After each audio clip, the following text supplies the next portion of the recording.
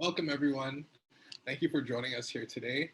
We'll be starting very shortly. We're just giving everyone a second to trickle in. I think that the way that Zoom works is that it doesn't admit everyone instantly. So I see it loading up. I see a few people coming in. So in about a minute or two, we will begin. But yeah, if you have any um, things that you want to hear specifically about today, let us know in the chat while we wait. I'd love to hear anything that you're hoping to gain from today's event. Please just let us know.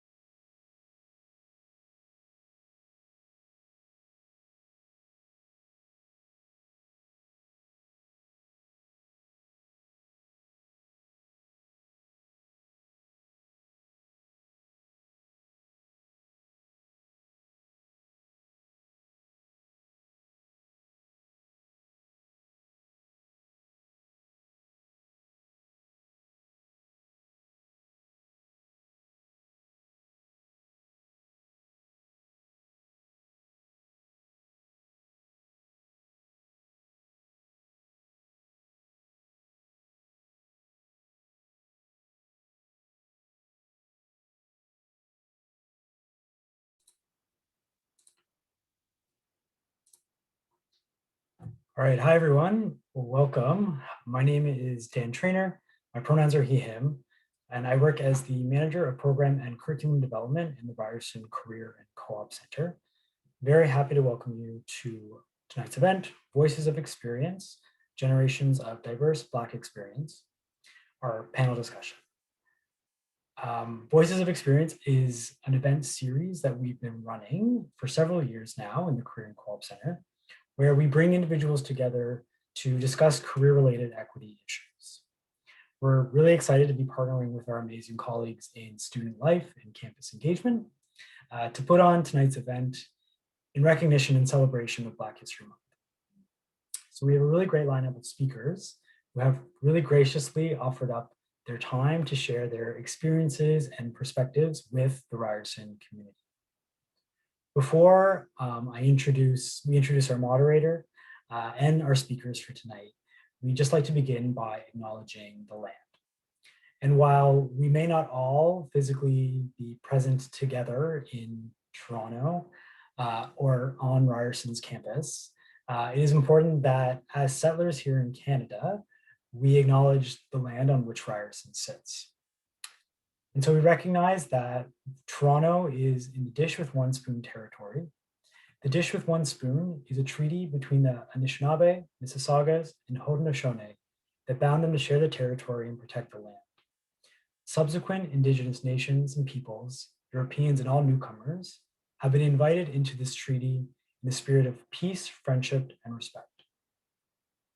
And so with this land acknowledgement, I encourage and remind myself and everyone to reflect and honor the truths that and past the land on which we sit, to lean into the discomforts that arise when we do, and to work actively with this discomfort to seek new learnings and unlearnings about the land that we all collectively call home. So with that, I will turn it over to my colleague Jean-Pierre Fernandez to introduce our moderator tonight. Hi, everyone. We're super excited to have you all here today. As Dan said, my name is Jean-Pierre. I work at the Career and Co-op Center, and we are very excited to have another conversation around Voices of Experience, just to elaborate a little bit more about what Voices of Experience is and why we created it. Voices of Experience is a panel discussion that looks to explore more deeply the conversations more conversations around equity, diversity, and inclusion, and help folks from those community groups understand how to navigate the workspaces that they're going to be finding themselves in. How is it that you bring your full self, your full identity to work? What challenges are you experiencing or might you experience? And what can you learn from other people's experiences so that you can thrive as you leave here at Ryerson? So we're very excited to have this conversation here today in celebration of Black History Month. And with that, I'm going to throw it over to Stephan Allen, who is going to be the moderator for today's panel and actually was the brainchild behind this conversation. So we're really excited to have Stephan here and moderating the panel. So Stephan, I'll throw it over to you. Thank you, JP, and thank you, Dan. I'm so happy and thrilled to be here today. My name is Stephan Allen. I use the pronouns he and him, and I will be your moderator this evening. And today, we are going to be tackling a topic of discussion, diversity of experience, diversity of Black experience. And we're going to take a generational look at it as well. We have folks joining us who went to school at different points in time, went to university at different points in time, and entered their careers at different points. So we really want to see how the different challenges, or the challenges differed for them, and the success is different for them at their points in time. So we have an amazing panel set up for you all today. They're going to speak and let you know more about their own stories. Just some housekeeping rules. I just would love for you to all use the chat and let us know any questions that you have as soon as you have them. For accessibility purposes, if you need live transcription or closed captioning, there's a box at the bottom that says CC. You just click that and then you could enable auto transcription, and that will give you the opportunity to actually see live captioning as we speak. Also at the bottom, there's a chat function. Please, please, please put your questions there. There's also the Q&A function as well. You could ask questions there too, but those questions, yeah, we could use that. We could use either or. We'll be checking both, so just let us know your questions and we'll figure out a way to get them in. And then there's also opportunity for you folks to raise your hand later on. And then we'll give you all the privileges to speak. So if you want to ask your question live later when there's the opportunity, all you have to do is go to your participant box by clicking where it says participants at the bottom. Go to where it says attendees and then look for your name, and then there should be a raise hand function, and then we'll allow you to speak from there. Before we get started, does anyone have any questions that, oh yes, and just for context, you all will not be able to show your video or your audio unless you're promoted or given the opportunity to talk after like raising your hand or something like that. So you could totally relax and get comfortable. You're at home, it's in the evening, and really listen to what our speakers are saying today and ask questions and stay engaged in that way. So yeah, if there's any other questions, just let me know, and I'll try to be very quick and get to the answers of them as soon as possible. And without further ado, I'm going to hand it over to our panelists to introduce themselves. So first off, we'll have Andrew, then we'll follow with Jan, and then after that, we'll do Leticia and then John. So without further ado, I hand it over to you folks. Well, hi everybody. My name is Andrew Campbell. Born and raised here in Toronto, Ontario, Canada. First of all, I just have to say that my sister went to Ryerson to be an interior designer, and so I know how much she enjoyed that program. Is now doing quite well in her field, working for a Scotiabank in commercial design, and has done quite well. So just want to give a shout out to Ryerson and to my sister. So as for me, I am currently the manager of regulatory compliance and legal affairs with the Global Automakers of Canada. So we are an association that represents the Asian and European car manufacturers here in Canada. So Honda, Hyundai, Kia, Toyota, Volkswagen. There's 15 members in total, and so my role there is to facilitate various committees and make sure that they're all aware as to kind of what's happening here in the country. And so my files, I oversee collision repair, customs, legal affairs, tax and finance, technical, as well as consumer repair as well too. So I've been in this role for about a year and a half. Prior to that, I worked at Queen's Park. I worked there for about close to 10 years. And in a variety of roles, whether they were issues management, communications, stakeholder relations. And my last role, I was a policy advisor to a minister. So there for about 10 years, starting off as an intern, and then eventually working my way up into a full-time position. And that was back in 2009. So yeah, I really enjoyed my time there. I'm bilingual, fully bilingual, French and English, and so my mom's originally from the States, from the U.S. So when she came to Canada, she thought everybody spoke French and English. In a city like Toronto, it's not really the case.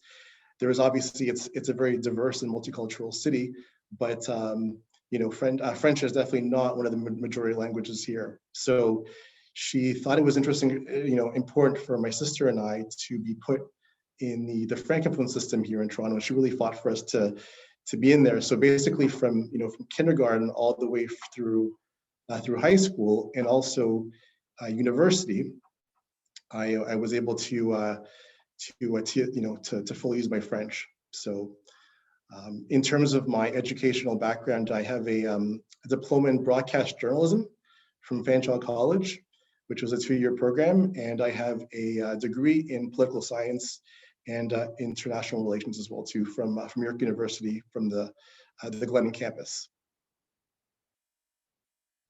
So that's kind of an overview about me. Awesome. Thank you so much for that, Andrew. Next, we will have Jan. Hi, everyone. Such a pleasure to be here. Excited to participate in this discussion with my panelists and also to get into conversation with all of you attendees as well. So I'm Jan Campbell, and I'm the CEO of Strategy Sense Consulting. That is a consulting firm that I founded 21 years ago in Toronto. And my firm have a team of about 6 staff and about 10 associates at any one time that are busy doing work primarily in and around Toronto and across Canada. We also do work internationally. And my firm provides leadership development and executive coaching support to organizations, primarily focusing on the nonprofit sector, the public sector, that would be all forms of government, from municipal, provincial, and federal, as well as we do a lot of work with foundations and international NGOs. And the work that we do also includes, and in the past, I started off my firm as a strategy consultancy, doing primarily strategic work with senior leaders in organizations and boards. And that work included anything from developing corporate strategy to facilitating mergers and integrations of organizations, partnerships, and doing a lot of stakeholder consultation and internal consultation with organizations. Did a lot of organizational redesign and process improvement work as well over the years. And now we focus solely on the development of leaders and their teams in organizations. I am a certified executive coach, and so I do coaching, and I work primarily with CEOs and senior leaders in the organizations that we work with. I also run a network called the Black Women's Leadership Network, which convenes women from now all over the world, since we've gone virtual, all over the world, several hundred women in our network, and we get together on a monthly basis for professional development, for socializing and connecting, learning and growth and development, and really supporting each other, and have speakers that come in and speak at our events. Before starting my company in 2000, I was the executive director of a research center focusing on home and community care at the University of Toronto. And I was the founding executive director, helped to set up that center, get it running, and bring in funding for the researchers and the programming in the center. Previous to that role, I was a management consultant with Ernst & Young Management Consultants based in Toronto, and worked pretty much across Canada and a little bit into the US, doing strategy consultancy and consulting work, working within the healthcare and life sciences sectors. And it was quite the experience. I worked with hundreds of organizations in a few short years and learned a lot about how to work with senior executives and government officials around making change happen in their organizations and in their ministries. And my career started in healthcare. I worked in hospitals in and around the Toronto area. I have a master's degree in business administration with a specialization in health services management from McMaster University. And my undergraduate degree, I have a bachelor's of science degree in molecular biology and genetics, just to say biology for now, also from McMaster University, and worked in hospitals from the age of 16 onwards, doing all kinds of roles, like, working in the kitchen, working in medical records, working in labs, doing research, but started off my career in hospitals and really have enjoyed that. I also have spent time as a board member. So I was on the board of the University Health Network, a hospital in Toronto, which is a $2 billion organization. And considering I started off working in the medical records department in the basement, that I ended my governance work in working in the boardroom in that organization has been quite fulfilling for me. I've also sat on the boards of Centennial College and the Board of Public Health for the City of Toronto and the Ontario Public Health Association, and a few nonprofits as well in the city. That's me. I'm a mother of a 17-year-old young man, and I live in downtown Oakwood and St. Clair area in Toronto, and I love to practice yoga. That's me. Awesome. Thank you so much for that, Jan. That was great. Next, we'll have Leticia. Hi, everybody. Thank you so much for welcoming me here today. My name is Leticia. My pronouns are she, her, and I'm the founder of a natural hair brand called Kink and Coil. So I started about a couple of years ago after being really frustrated with the lack of options for satin-lined winter hats on the market. I really wanted to find something that would protect my hair from the elements, but also look cute while I wore it. And there just didn't seem to be anything out there. And so in collaboration with my mom, who's an amazing seamstress, we came up with a couple of prototypes and took them to pop-up markets in Toronto. And luckily, the reception was incredible. A lot of people with curly, kinky Afro hair like mine felt exactly the same and were having similar issues finding ways of protecting their hair, especially in the winter time. And so it kind of just snowballed from there. And so, yeah, like I said, it's been about a couple of years that I've been running it. And the satin lined toques were kind of the flagship product that we started with, but we've since added a bunch of other natural hair products to our roster, including hair masks, other types of hair apparel like sleep caps. And so it's really been an exciting process to watch it grow and to kind of respond to the market and respond to customer feedback. But from how I even got to starting the business, I guess I'll go back to the very beginning. I got a Bachelor of Commerce degree at the University of Alberta back in 2010. I'm originally from Edmonton and I've been living in Toronto for about 7 years. But during my BCom, I was actually majoring in business economics and law, planning to go to law school. I was really excited about the United Nations. I thought I was going to be the next, Governor General. So that was kind of the path that I was on. But then in my marketing courses, I found the creativity and just the ability to really come up with interesting writing and campaigns really spoke to me. And so I started to gravitate more towards marketing. And so I actually ended up double majoring in business economics and law and marketing. And once I graduated, I decided to work full-time at a education technology startup. And so I was doing all of their marketing because, of course, we were a team of 3. And so I was running social media, writing all of the marketing copy for brochures, websites, you name it, and also planning our trade show attendance, which was really cool because it allowed me to travel quite a bit. I got to go to London, England, and the Yukon, which was an amazing experience, just to showcase our product and teach people how to use it. But while I was working in that job, I found that I was constantly being asked to do graphic design work, which is quite different from marketing work. Marketing is a lot more theoretical, strategy based, whereas graphic design is very technical. You're like working in Photoshop a lot.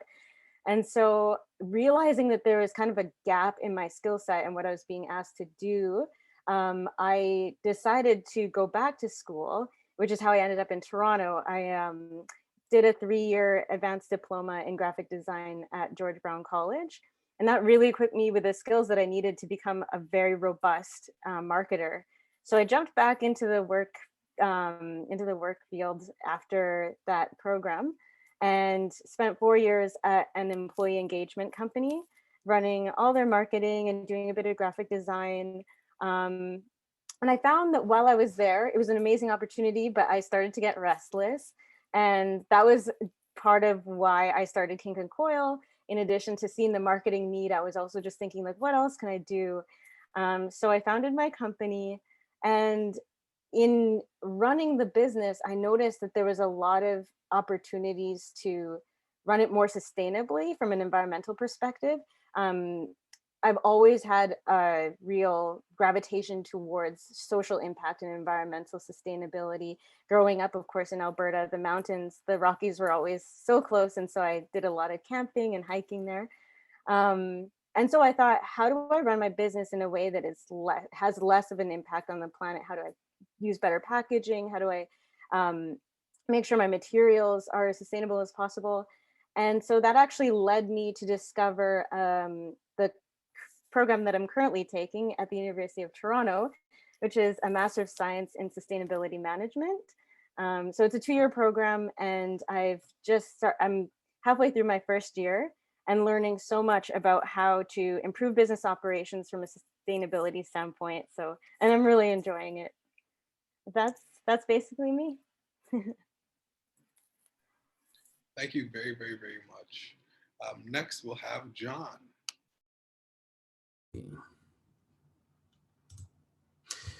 Okay, thank you very much for the opportunity. First, I want to say, Letitia, I may not look like a customer of yours, but if you want me to test your hair product, I don't mind to do that. Again, I just want to thank Stephan and his team for this great opportunity to be here. Myself, I'm very pleased that this kind of events are happening. I was born in Nigeria, so I left Nigeria about, I guess, going to about 20 years. So I've called Canada home now for the last 16 years, a little bit over 16 years. My journey was not as smooth as, some of my, panel members, because I remember leaving Nigeria, which was great. Obviously I did my undergrad geography and planning science in Nigeria. And then from there, I went to Europe. I did my master's in international development. And then from Europe, I came over to Canada about 16 years ago.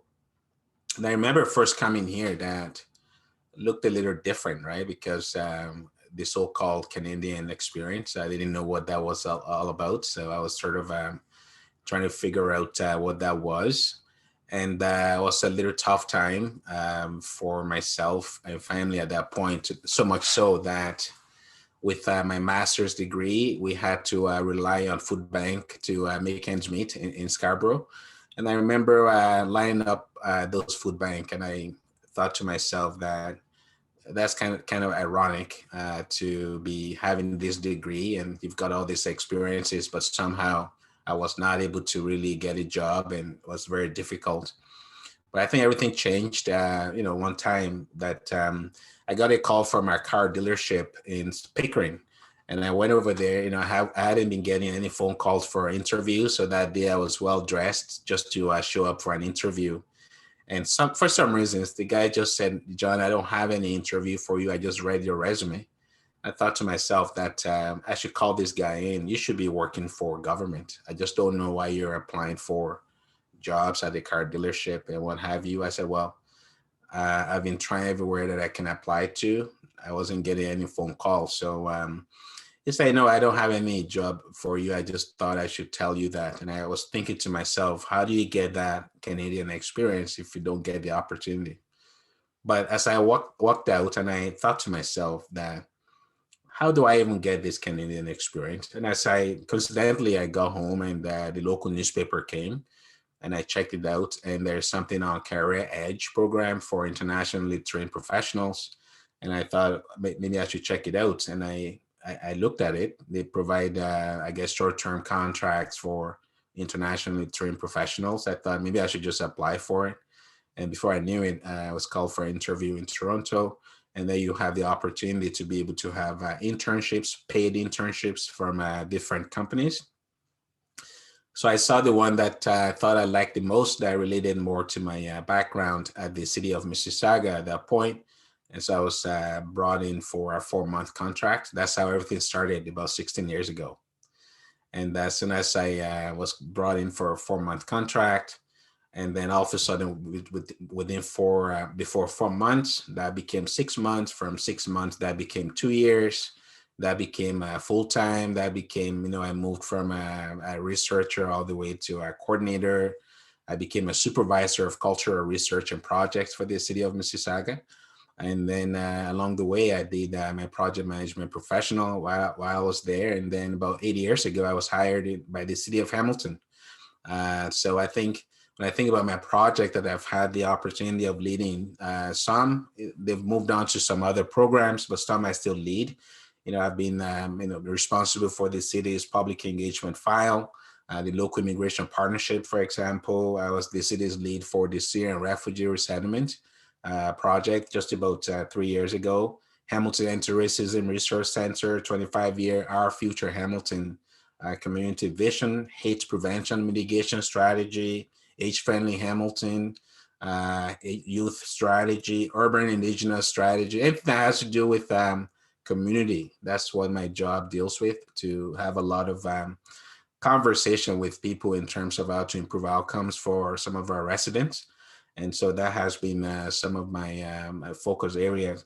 And so over time too, I've been involved with some boards, but I think the one that really get me excited the most, 2 of them. Very recently, I was part of the Hamilton Community Legal Clinic as a board member. And currently I'm the chair of the board of directors for the Immigrant Working Center in Hamilton, which is the only dedicated settlement agency in Hamilton. So it's been a long journey, I guess, but I think I'm just grateful for the opportunity that I've got over time, and I'm looking forward to continuing this conversation in this forum. Awesome. Thank you very, very, very much for that. Now, what we'll do is we'll pose the questions. We have 4 pre-created questions today. We're going to go through them. Not all panelists will have to answer all of the questions, but essentially I'll pose a question and whoever would like to answer will just raise their hand with the raise hand feature, and then I'll go in that order, and then everyone will be able to speak. And as I pose those questions, I'll also put them in the chat so everyone has the opportunity to see them. So there we go. I'll put the first question in the chat so you can all see it as I read it out. And then also just a reminder, you can use captioning if you would like, if that makes the event more accessible for you. And yeah, pretty much I'll get right into it. A generation is all of the people born and living at about the same time, regarded collectively. Which generation do you belong to? As a Black identified individual during the time when you began your career, what aspects of navigating your career choices proved to be the most challenging? And I'll just let whoever wants to go first, go first. Feel free to raise your hand on the participant box, and then I'll pick you first. And then it queues folks up in the order that you select, so I'll just go in that same order.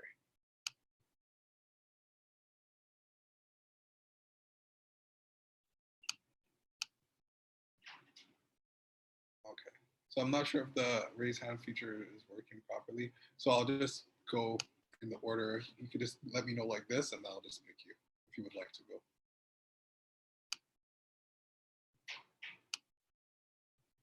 Awesome. So Jan, you can go first.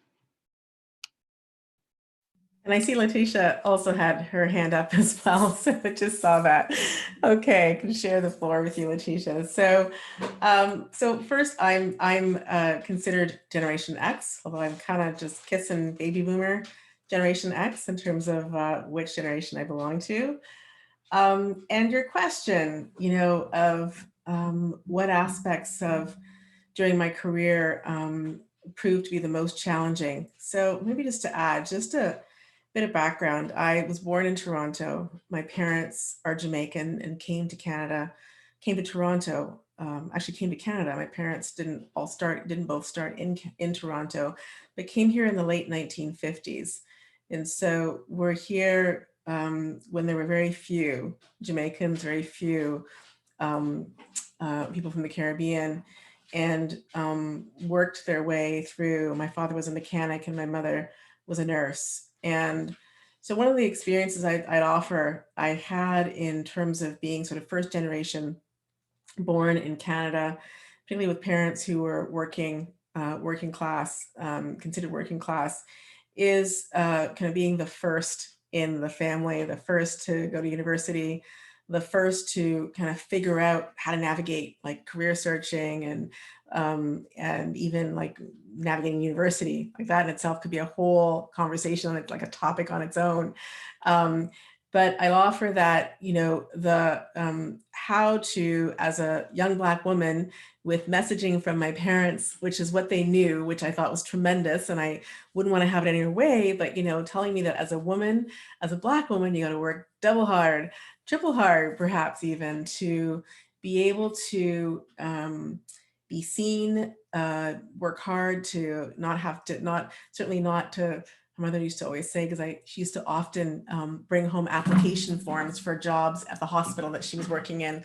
And so once in a while, when I would end up working in the hospital with her, she'd shake her finger at me and say, "Don't you dare embarrass me, right? Make sure you are first in the office, right? Last to leave, not chit-chatting in the hallways, because there's a certain level of scrutiny on you as a young Black woman that is different from your colleagues." So that was, I think, getting my head around what my parents were telling me around what's required of me to succeed in the work environment was one.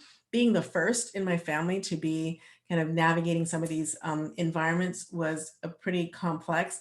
I think the third that I'll just really elaborate on were microaggressions. And I didn't have language for it then. I do today, but didn't have language for it then. But for example, with a name like Jan Campbell, when it's seen on a memo or an email or in a directory, and then people come to see me and look for me, to find me in my office, the experiences of people coming to my door, knocking on the door, there's my name on the door, knocking on my door, opening my door, I'm sitting at the desk, working away, and having people say to me, "I'm looking for Jan Campbell." I'm thinking, like, got the name tag on, got the name on the door. Like, who else would it be? So see some laughter in the chat. It's funny today, but those constant having to continually have to say who I am, people assuming I'm at the senior leadership table in the organizations I'm working at, to take notes or to be kind of an administrative assistant, not a person with a graduate degree who's there as a leadership team member to contribute to the discussions. of the day. And I'm not just there to give the diversity perspective either. I can talk about economics, I can talk about health policy, I can talk about, organizational culture, I can talk about a range of topics, not just my phenotypic expression as a Black woman, although I'm happy to represent, but wanting to be seen more than that. So I think that being the only one often was, I'd say, one of the challenges. Being the only one, only one to speak out on issues that affected and impacted people of color and women in the organizations, being the only one occupying these roles as a woman of color, as a Black woman as well, and having to choose and find language around framing microaggressions or even ways of holding and talking about Black people and people of color at leadership tables that is inappropriate or that needed to be expanded in the ways that it was being framed. And this is back in the, you can tell my age when I say this is back in the 90s, where this is way pre-George Floyd, where we weren't having this kind of public discourse around equity, diversity, and inclusion, and even around the barriers that people face in the workplace without people getting nervous and, as they do today, and complaining about reverse discrimination and privileges being bestowed to people, especially here in Canada. Thank you, Carolyn, for that in the chat. So I think that I'd offer is the being the one as a theme, and being the only one, and having to be the, I'd say, as a badge of honor in some cases, to be the trailblazer around these issues, and kind of start out and kind of start to populate the discourse on the topics that need to be discussed in these workplaces. But it's lonely and it's challenging, and it can be traumatizing sometimes to have to experience the well-intended, certainly, because in Canada, lots of politeness and well-intended folks around what they're trying to accomplish in organizations, but certainly a steep gradient for change. And being that only voice, I'd say, was one of the most challenging aspects about my career choices. And I don't know if I've answered your question correctly, but that's accurate, but that's kind of what comes to the forefront for me. I'll offer as well, my parents being working class,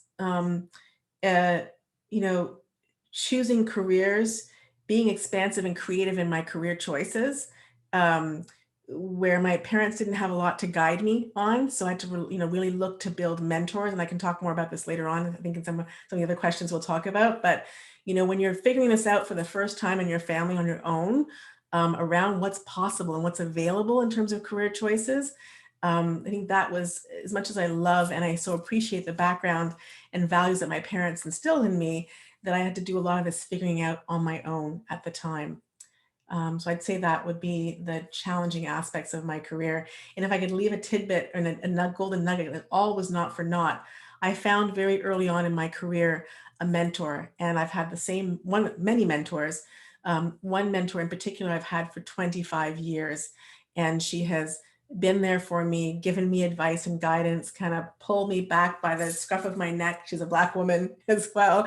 Pulled me back by the scruff of my neck, wag your finger at me, giving me advice and insight and support and championing me, and also opened doors for me at many points during my career.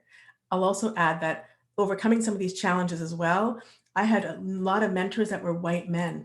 And so looking outside of what you might think of who you might affiliate with as a mentor, I had several white men throughout my career, and other men as well, men of color, who also were champions for me in my roles in organizations. And Stephan is leaning forward, so it's time for me to stop talking. Thanks, Stephan. Sorry, no, I didn't mean to cut you off at all. It's okay, it's all right. But on that note, we'll go to Letitia right after. And please, as folks are speaking, as this evening is proceeding, let us know what your thoughts are, and everything that you're feeling as our speakers are speaking in the chat. Let us know. We want to feel those emotions. We know, we hope you folks are enjoying this content, but we want to know. We want to know. We can't see your faces. We really want you all to let us know in the chat how you feel. So let us know. And on that note, Letitia's next. Thank you. This is actually very interesting to hear what Jan said, because I am a millennial, and a lot of what she mentioned has rung true for me. I was also told by my parents, who were immigrants from Uganda and Tanzania, that we have to work twice as hard to get half as much, not only as a Black person, but as a woman. And a lot of times when I would enter a workspace or even academic settings, of course, too, I would be the only Black person or the only Black girl. And so I definitely, I think it's interesting that after, like, between generations, there's still that consistent experience, which is sad. There's definitely progress being made, but it just goes to show how much work still needs to be done. And so I'm very glad that that Ryerson is putting on this event and continuing this conversation. So I won't necessarily go I won't kind of cover what Jan was saying, because I think she really approached it well, but I'll talk about the challenge that I experienced more from an economic side, that I think will resonate a lot with you guys as students in COVID times, and probably graduating, hopefully post-COVID, but still feeling a lot of the effects of the economic recession. So like I said, I graduated from my Bachelor of Commerce degree in 2010. And that was a couple of years, of course, after the financial collapse. And so there was a lot of uncertainty. There was a lot of kind of desperation, I feel like, among students to get a job as quickly as possible, get the highest paying job that you could find. And I feel like that, of course, you have to do what you have to do to survive, but it kind of hampered our ability, or at least my ability, to look at my career as something to be more experimental and something to have fun with, especially being fresh out of school and being so young and having all of these opportunities in front of me. I kind of pigeonholed myself into thinking, okay, I have a Bachelor of Commerce degree. It's business school. It's all about money. It's all about making money. Go make money. And I think had I maybe taken a step back, I would have been a bit more experimental to try maybe different roles on a temporary basis to wet my feet in different areas, as opposed to doing what was expected. Because I just figured, okay, well, I have to get a marketing job, and it has to be a full-time permanent role, and it has to be, I just really kind of had this mentality that I can't mess this up, And so I think that for you guys facing similar economic circumstances, one thing you'll see is that a lot of employers I don't want to prophecy here, but you might come across a lot of job descriptions that don't match your syllabi, don't match the program that you graduated from. And you might think, oh, well, am I not qualified? Or you might just feel like you're not the right fit. And I would say just apply anyway. And especially in the interim of applying for jobs and trying to figure out where you land in your career, to skill up through online sources that are free, like Coursera, Udemy, things like that. Because as I mentioned before, when I was working in marketing and getting asked to do a bunch of graphic design stuff, I realized the only way, or the best way for me to stay competitive and make sure I keep my job, is to keep adding more skills to my repertoire. So yeah, I would just say that that was one of the biggest challenges that I faced kind of straight after graduation. And so I really encourage you guys to just make sure that you keep learning no matter what. If I just can also quickly chime in, I think when I overlay my, when I first came to this country, like I said, a little over 15 years ago, can you also imagine the overlaying that with an experience of a newcomer to a country, right? So that also made it very challenging, because I had to relearn, even though in Nigeria, the official language is English. And then you have to relearn almost everything, right? And in terms of, for example, as simple as, you're talking about windshield of a car. In those days, I don't know what you're talking about when you say windshield. I thought, what is windshield? So, call that windscreen. Oh, I say, so it's a windshield.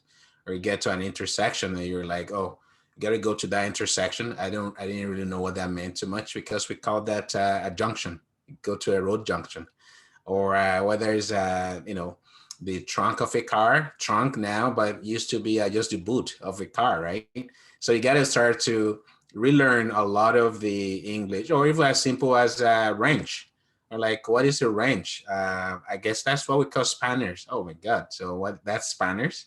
That's a wrench. So on the social element, I had to relearn a lot of what things are called. Then if you layer that with the professional element of it, I came from a geography background, international development, and project management. And then now I had to relearn about what that would meant in terms of Canadian lingo professionally.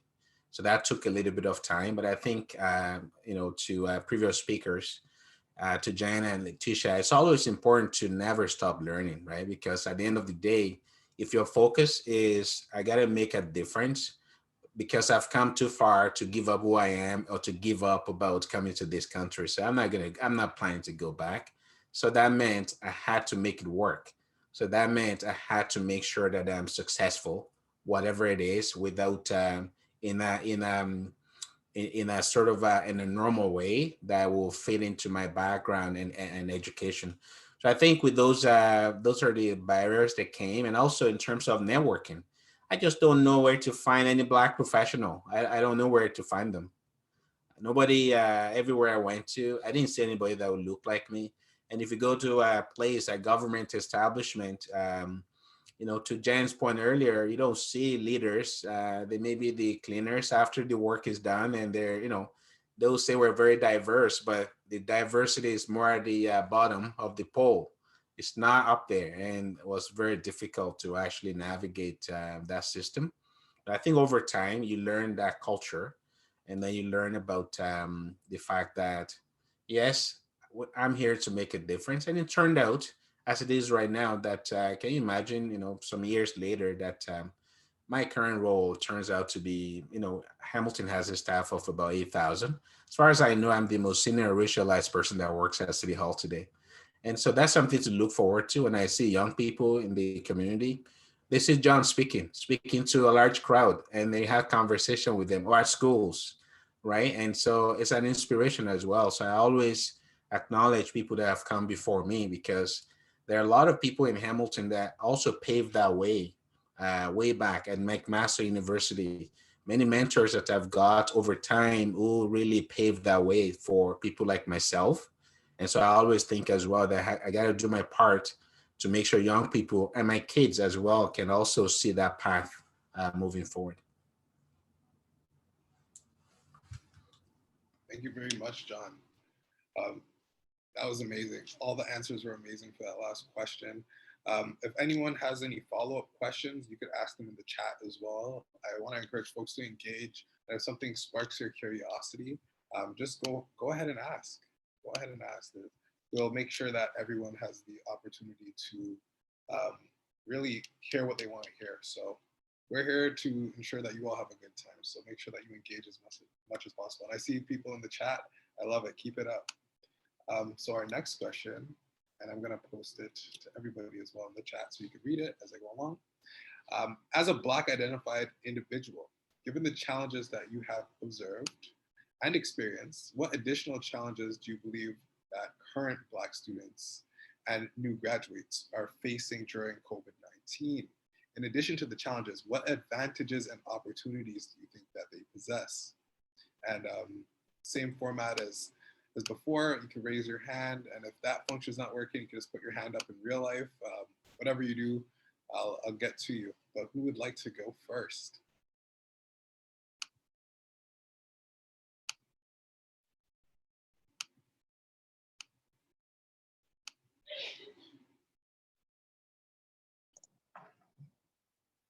All right, Andrew, there you go. Excellent. So, yeah, I mean, I think, so like in our previous topic, we mentioned kind of challenges that, we've gone through. I have kind of a similar path to Letitia, being a millennial as well too, having graduated in 2010. So, 2 years basically after the after the recession in 2008. And so, again, we find ourselves in kind of similar situations, right? So, kind of a depressed job market. You had 2 million people, I think, lose their job over, over the during this pandemic. Obviously students are definitely going to be the hardest hit, essentially, right? So, whether it's layoffs, whether it's summer internships that are no more, or placements, recruitment on hold, whether you guys are doing face-to-face interviews that have been canceled.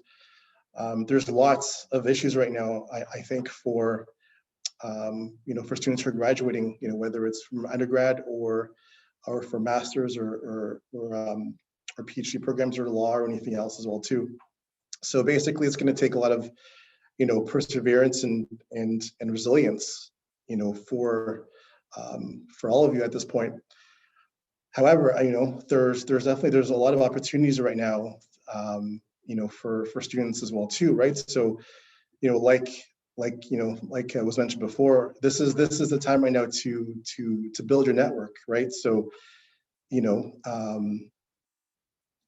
is the time to kind of access support through schools, family, friends, online communities.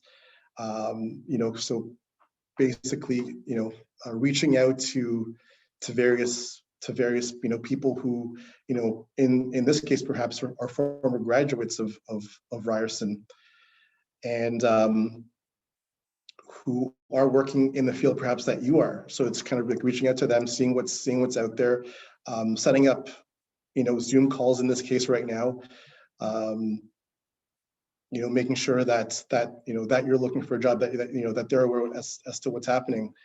So update your LinkedIn profile as well too. Make sure that recruiters can find you, and kind of establish your professional network as well too. I would say, I'm not sure if anybody here is in in the healthcare network right now, but there's going to be some amazing opportunities, I think, right now for a lot of people who are looking for postings in nursing or medical. I think the Ontario government just announced the other day that they're going to allow for a certain number of students, and like tuition free, who want to get into nursing. So that's something people can, I think, can look and research into as well too. So if anybody is kind of looking at kind of a field, the medical field is going to be very important going forward. There's going to be a lot of opportunity, I think, in that. So I would say definitely kind of like, again, update your profiles on LinkedIn, and reach out to various networks of people.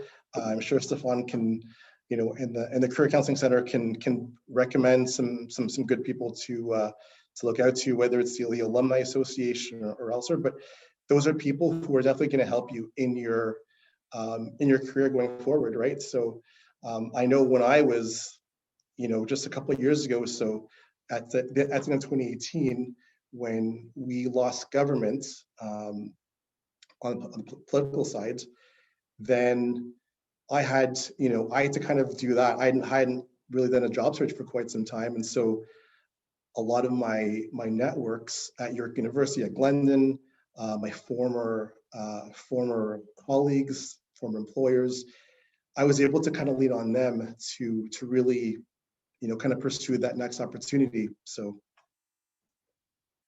yeah. Awesome. I'll hand it off to Letitia. But that is amazing to know. That is really, really good information. I might change my career path. I might not be here next year based off of that, or next 4 years, because it takes a while. But without further ado, Letitia. Thanks. I fully agree with everything Andrew just said, and I was actually going to suggest the same thing about taking advantage of the fact that everything has moved online. It has never been so easy to meet people. I'm experiencing that firsthand in my program at U of T right now, where I actually have an internship to complete as part of my grad studies this summer. And so networking has actually been so much easier because, first of all, everyone's starved for social attention. And so they're eager to jump on a call and talk about their career or talk about any opportunities they have available. And I would also say that it's also a great opportunity to attend virtual events. Before COVID, of course, everything was happening in person. And so if you couldn't necessarily buy a ticket to a conference, or you couldn't attend a seminar that was on the other side of the country or the world, then you would just miss out. Whereas now everything is online. And so there are still definitely events that you have to pay for, but there's so many things that have just become free and open to the public. And so I would recommend, yeah, just doing Google searches into the field that you're interested in, and then looking up if there are any online events happening, and go to as many as you can. It's awesome for, of course, the resources and the information that the speakers share, just like today's event, but you can also network with people in the chat. And I've found that I've met so many really interesting and inspiring people just by chatting with them on Zoom. And I know it might sound weird because it's such a sterile and kind of impersonal environment, but like I said, everybody is just really searching for that social connection. And you'd be surprised at how eager everyone is to just connect with like-minded individuals. Awesome. Thank you for that, Letitia. So true. People are really, really looking to connect, and it's great to have opportunities to connect. So make sure that you all are, doing your best to connect with each other. Next, I'll hand it over to John. Okay, just to add a little bit, I think 2 points that I will be adding will be to Letitia's point. Okay, today, right now, I'm the manager of community initiatives for the city. I'll tell you right now that a lot of the experiences that I have, everything did not come from City Hall, volunteering.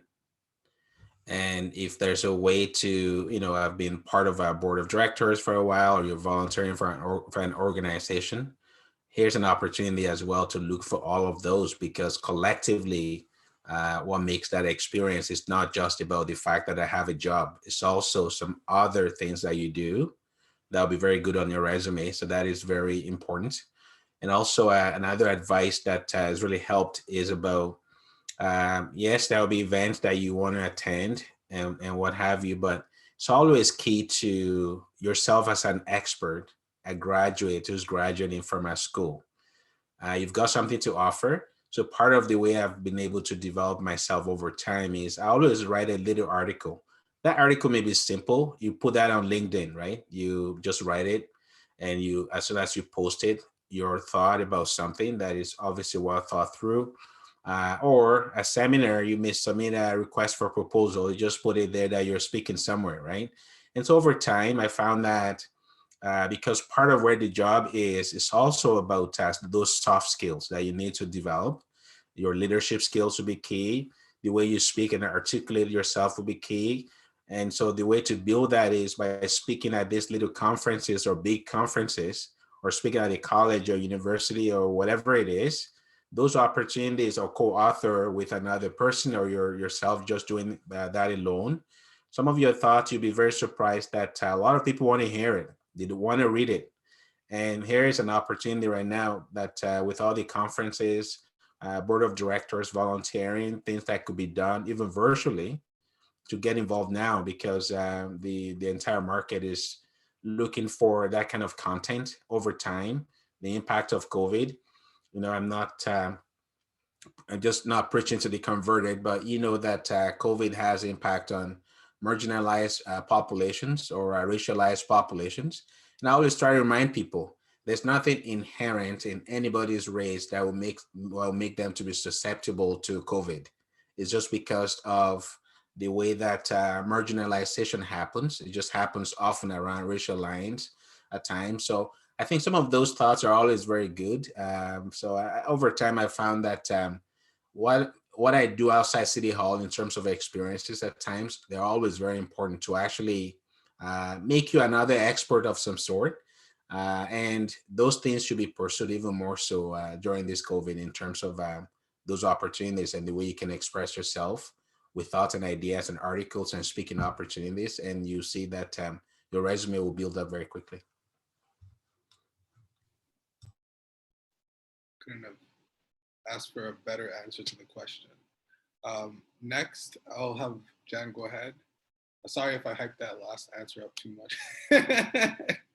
Go ahead. Not at all. Not at all.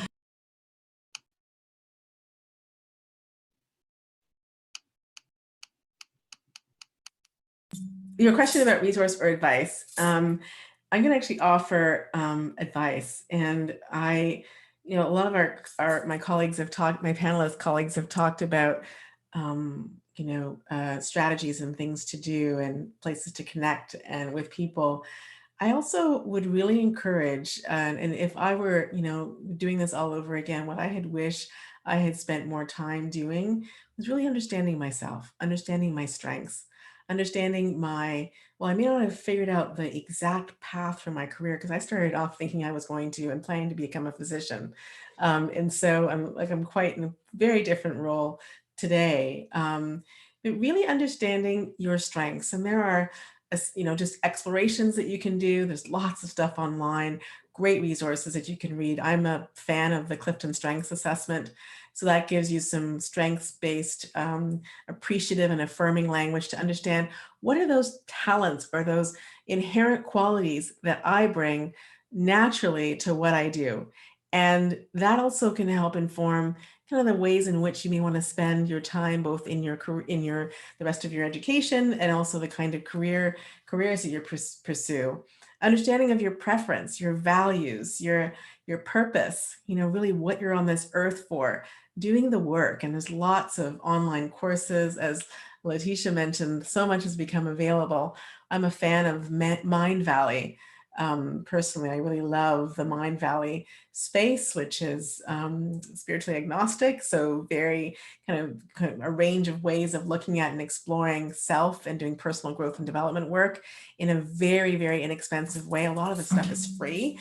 And of course, there's also YouTube, which is like tons and tons and tons of free resources there for exploring your values, your purpose, your vision, and have a plan. Like map it out. It might change, but at least think about what's up this year for yourself. What do you want to accomplish? What's the difference you want to make? And what are the perhaps areas for you to focus in on, whether it be, your networking plan, who you want to be connected to, the kinds of things you want to learn and grow and perhaps even pursue and understand more about in terms of careers. And those are the things that I wish I had spent more time doing although I had my head buried in books in libraries for most of my 6 years in university, but spending time really understanding myself, who I am, what I stand for, my principles, and who I like to spend time with, and the ways in which I want to contribute to the world. And I'm sure the university also has resources. Oh, I'm seeing, yep. So we've got Clifton Strengths available through Ryerson University, which is great. And I'm going to make myself available if anybody does do their Clifton Strengths assessment and would like to have someone, if the university does not do this for people, I'm happy to also do a half hour with anybody who does their assessment to help them understand, I see you, Carolyn, to help them understand and decipher their assessment and ways to really laser focus and aim that both in your university, your next few years in university, if you're still in early years in university, or as you start to look at pursuing your career. So that's what I'd offer. That's awesome. And strength finders are amazing. I've done them. I've done it 2 times, and it's interesting when you do it multiple times. They say not to, because it changes. It might change. A few of them change. Not all of them. Like it's just 1 or 2. For me, though, it was pretty drastic. I took one in like 2nd or so year of university, or I think it was 30th, and once in my 5th year. I did a 5th year, and it changed. Like the top 3 were the same. So yes. I take it as those are my core. Yes. But there's actually a full listing that you can get of about 10 or 20 full of them. 34, yes. Yeah, you could do that, and you can see the full order. So even though it might fluctuate, I think it's give or take about the same no matter what. So being able to know your strengths and build within them is amazing. So if you're interested in that, Ryerson University Leadership, RU Leadership, helps you to get set up with their co-curricular program. So look into that. And on that note, we'll go on to our next question, which is, I'll post it in the chat. Acknowledging our multiple and intersecting identities, do you believe your journey has been impacted by your social location, either positively or negatively? For example, gender, race, social class, age, religion, sexual orientation, or immigration status? If so, how? So whoever would like to answer that question, please let me know. You can go traditional, put your hand up, or you can go virtual, put your virtual hand up, let me know.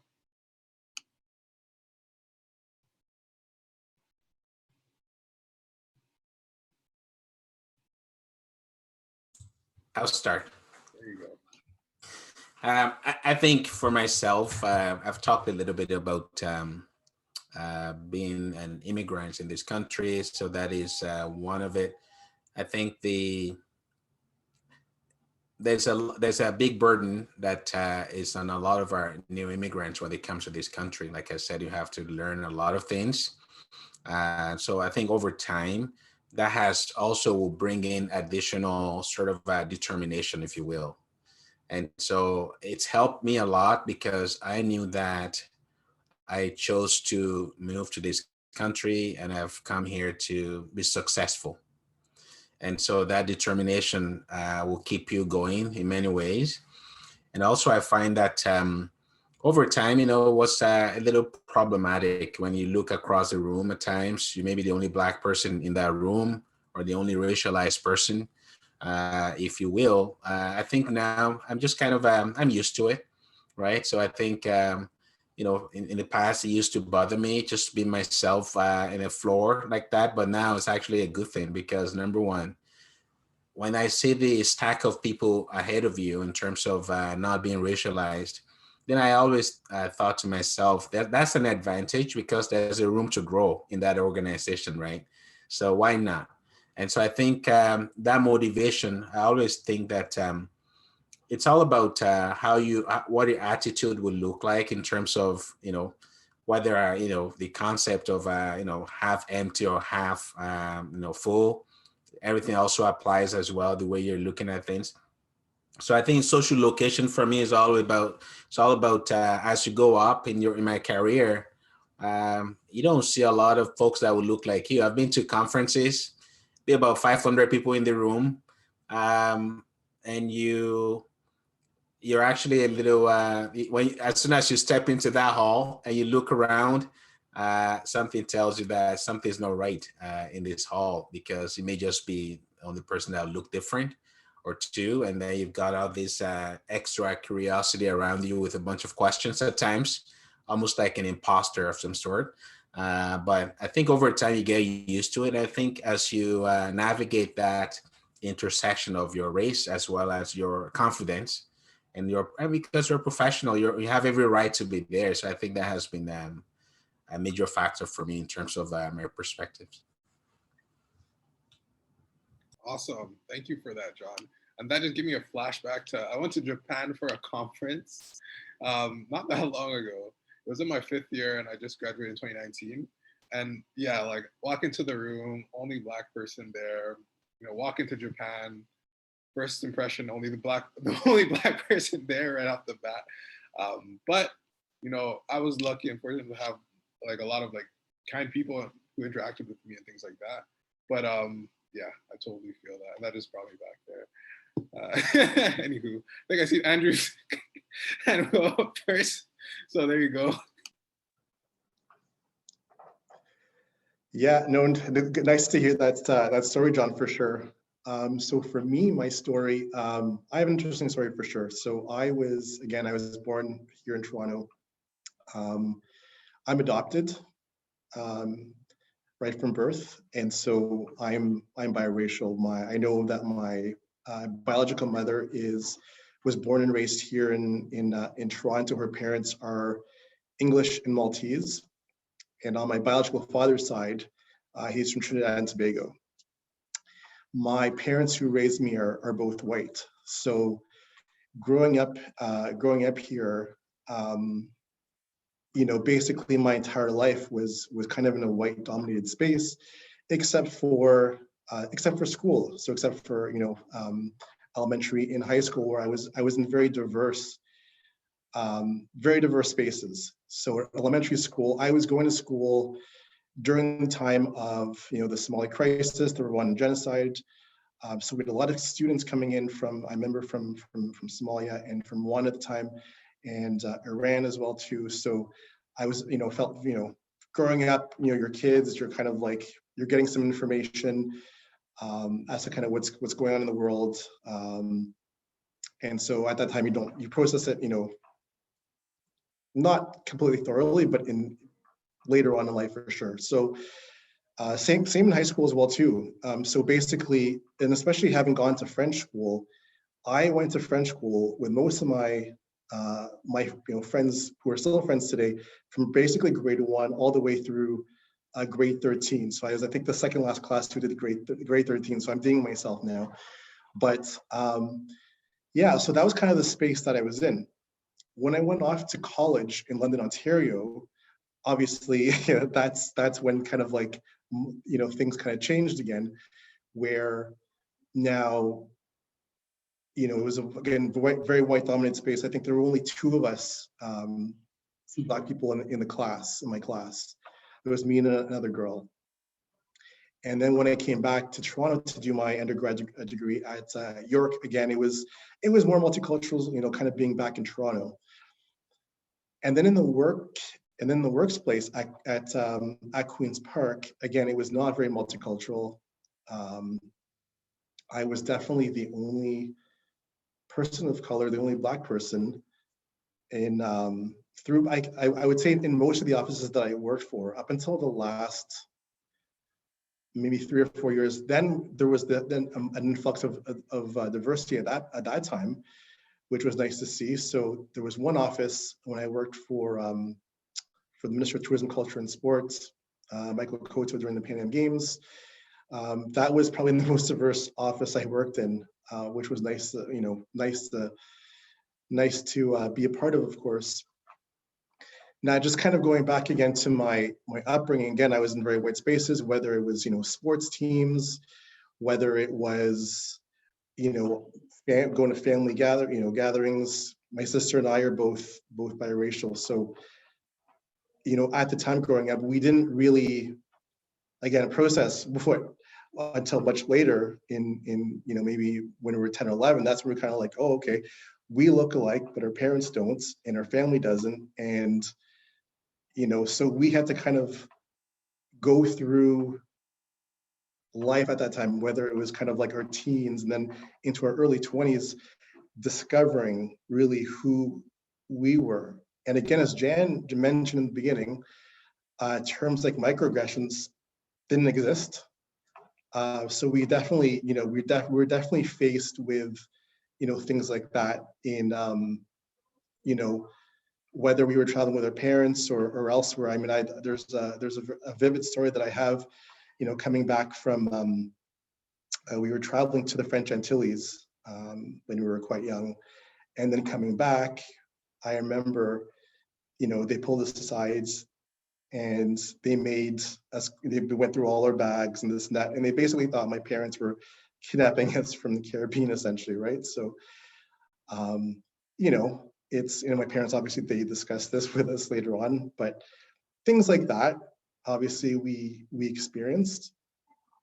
But again, I think it was just kind of really having to teach ourselves our own identity, because we weren't really exposed to it other than traveling to the Caribbean and talking to other friends who were Black as well too. So that's kind of my story, and always happy to discuss it. Awesome. Thank you very much for that, Andrew. And at this point, I want to ask the audience now, do you have any specific questions that you would like asked right now? If anyone has any questions, please let us know. Start thinking about those questions. We're going to give you all some time, but just we're going to go through. Oh, sorry, I just seen a raised hand. I'm so sorry. Go ahead, Caroline. I'm gonna give you the permission to speak. Go ahead, you should be good. Thank you for that. This has been so enriching and just so fascinating. And sorry, I made a typo in the chat.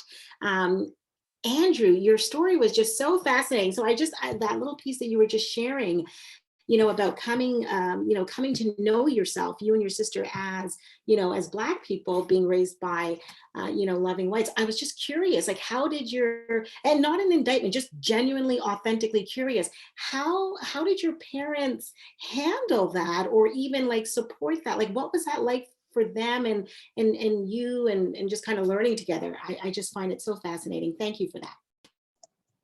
Yeah, of course, no problem. Yeah, I mean, again, I will say I'm super fortunate to have ended up with, the two amazing parents that I ended up with. From what I know, and I have met my biological mother as well, back in 2010. And so I did kind of understand, like, she told me kind of what happened, and so she had 7 children. I was the only one that she gave up for adoption, and I was the second one. And of course, she asked, like, "Are you upset at me for having done that?" I said, "No, it was probably the best thing you could have ever done." Because from what she said, she couldn't have taken care of me. So I ended up with 2 amazing parents who were really supportive of us in everything that we ever did, and who were able to obviously provide a very loving home for us. So in terms of discovery, I mean, I think, like, my parents are a little bit older as well too, so they weren't able to conceive. So they were older when they had us, and so I think they were part of that group who just missed out on, now you see parents who adopt, who are part of all these, these kind of, either Facebook groups or other groups where they can connect with other parents who've adopted, perhaps certain children from, a certain background, essentially, right? And they get support and they get guidance from, elders in that community or anything else. So my parents just missed that. But at the same time, they were very diligent and made sure that, we were able to kind of go back to our roots and, travel back to the Caribbean once or twice a year, which was nice. And of course, it's not the same type of thing. Of course, it's really immersing yourself in your culture. But my parents both work for the CBC, and so my mom had a jazz show in the early '90s called Easy Street, and so she's like an expert on jazz, all things jazz. Grew up in the States, so I mean, obviously, different perspective as well there too. Now, they gave us the resources, so like books, materials to kind of read. We also kind of discovered over time, the types of books as well. And obviously I had some really good, teachers in high school as well too, who were able to kind of guide me as well too, in terms of, identities and things of that nature as well too. But my parents, they really tried to guide us as much as possible, and share those materials and talk to us, just literally talk to us as well too, about, about what they knew, as much as they knew. And they were always open for questions. Like that was a major thing, on anything, any topic. They were always there for us. So that was nice to have that, for sure. Thank you. Thank you. Thank you for the question. And thank you, Andrew, for your amazing answer. And does anyone else have any questions they would like to ask as we begin to wrap up? While you're thinking about questions, I have a question for you all. How did we do? How did we do today? Let us know with that feedback form. But back to it. Does anyone else have any questions?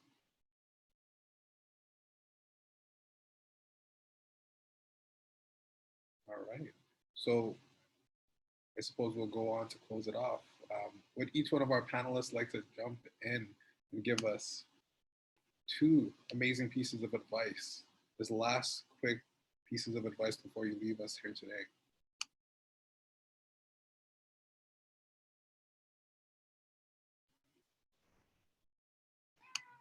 And anyone can go for it. Okay, there you go, John. Okay, I've got two advice. Those advice also, often is for myself. That the advice has helped me myself in my journey. So number one is, as much as we're racialized, we're Black people or racialized people, whatever identity that we identify with, always focus on performance. Because I think that's the advice I always give to young people, young Black people that I talk to, that if you're looking for racism, you'll find racism. Anything you're looking for, you'll find it. And so the bottom line is always focus on performance. So as much as you can do your best job as a professional, always focus on that. Over time, your performance will start to speak for you even more than you can speak for yourself. So that's number one advice. And then the second one is always never settle for less. Never let anybody put you in a box to tell you this is how far you can go. And I've always done that as well, that with your experience or with everything you've got, don't let people put you in a little box to say that this has never been done and nobody's achieved that feat. And that's why I said before that when you go to a place, it's a place where you're qualified to work. You don't see a lot of people that look like you. It's a good thing because that means that there's a room to grow up there. And so always focus on those two things, performance, as well as never be boxed into a place for anybody to tell you that you cannot do it. Amazing. Who wants to go next? Oh, sorry. I went like this because I seen Jan, but then Leticia raised her hand right after. So you can go first and then Leticia. Sounds good. Yeah, I would just say that definitely if you don't see something that you want to exist in the world, just make it yourself. I know I'm speaking from personal experience having started Kink and Coil, but it doesn't necessarily even have to be a business idea. Like if you want a space in your academic setting that doesn't exist, if you want to start a group, if you want to start some sort of special interest, anything, be the first person to do it. I feel like a lot of times it's easy to kind of think, oh, well, if it doesn't exist, it's because nobody wants it, or I'll be the only one who's interested in it. But that's almost never true. There's 7 billion people on the planet, and we all have so much in common that there's going to be people who are interested in the same things you are. So I would just say, take the leap, start the thing, and be that first person who creates it. And my other piece of advice would be that I think this is starting to change, but we still, as Black people, really need to be there for each other, show up for each other, support each other. I know we all have our own challenges and our own things going on, and it can be easy to kind of have your blinders on and just kind of be focusing on what's immediate in your own life. But we've seen it time and again with other communities that rally together and how they all support each other, and that's how you help your community grow, whether it be spiritually, economically. And so I would just say, yeah, whenever we have to just support each other and attend each other's events and leave each other testimonials and support in whatever ways that we can. Awesome. Soaking it all up. Jan, go ahead. Just unmuting, thanks. So I feel like I'm just echoing what's been said, and I would offer 2 pieces of advice. I think the reinforcing what I talked about earlier on around knowing yourself, I can't say that enough. The importance of really being clear about your purpose, what it is that has heart and meaning for you. Those ideas can be energizing, they can be motivating, they can be inspiring, they can be grounding, particularly when the winds around us are changing, like what we're experiencing so much with COVID. Those ideas can invigorate us into action, and action results in the change and impact that we want to have. Look for inspiration, look for motivation, watch YouTube videos, TED Talks, come to conferences and events like these, and know where your blind spots are. Like, get advice and feedback on where your blind spots are. That advice for me has kept me grounded, kept me rooted, and kept me less apt to kind of sway with as circumstances around me change, and helped me make decisions as well. The last piece I'd offer, I'd echo Letitia's comment about connecting with others. I think that's so important. So the last thing I'd talk about really is, I think, a blend of what many people have talked about so far, is taking risks, be in action, and accept and just recognize that failure is an option. Making mistakes, not getting it right the first time. You hear about Letitia and her business, and me and starting my business 21 years ago. I could probably fill a webinar with all the mistakes that I've made and then some over the course of doing what I've been doing to run my business and to be an entrepreneur. Taking risks provides us with an opportunity to stretch and grow and discover and try things out. We often hold back. I'm going to say, as women, as people of color, we often, as black men and women, we often and binary identified, we often hold back and avoid opportunity and avoid growth and avoid success. So just to really think about the ways in which we might be holding back, and instead of saying, should I, be asking yourself the question, how do I? So real. Andrew, last but not least, you have 2 minutes and go. Great advice, Jan. That's all phenomenal. Absolutely. So basically, I would add, find your purpose. Ask yourself what's important to you. What have you achieved? What are you good at? And what, when you look back at your life, what will you have wanted to achieve, essentially, right? The other thing I would say as well too is that a lot of us are kind of hanging around in places, and whether it's relationships, jobs, where you're not being valued, where the life is kind of being sucked out of you at times. And if it's a job, then you convince yourself that you can stay in a job that makes you unhappy because you need the income, you need the money, essentially, right? Or because you don't believe you can find another job. But in the end, that's going to make you miserable, and it can affect your health as well too in the end, right? So don't be afraid to leave that job, whether it's a toxic environment or whatever it is. Don't be afraid to get out there and branch out and find your purpose, essentially, right? Because that will definitely make you a lot happier in the end. And then one more thing I would add. I know we've discussed it, but find a network of people, a supportive network of people that you can trust and who believe in you, who are honest with you, and will encourage you, essentially, right, to take on risks or that new job or whatever it is.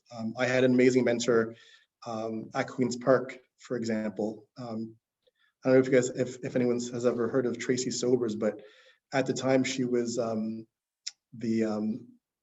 she was one of the senior advisors to Dalton McGuinty, and I met her basically through an event for my first boss at Queen's Park, and we're the only two people in Cornwall, Ontario, and she came up to me and she basically said, like, hey, I'm Tracy, this is who I am, let's meet for coffee.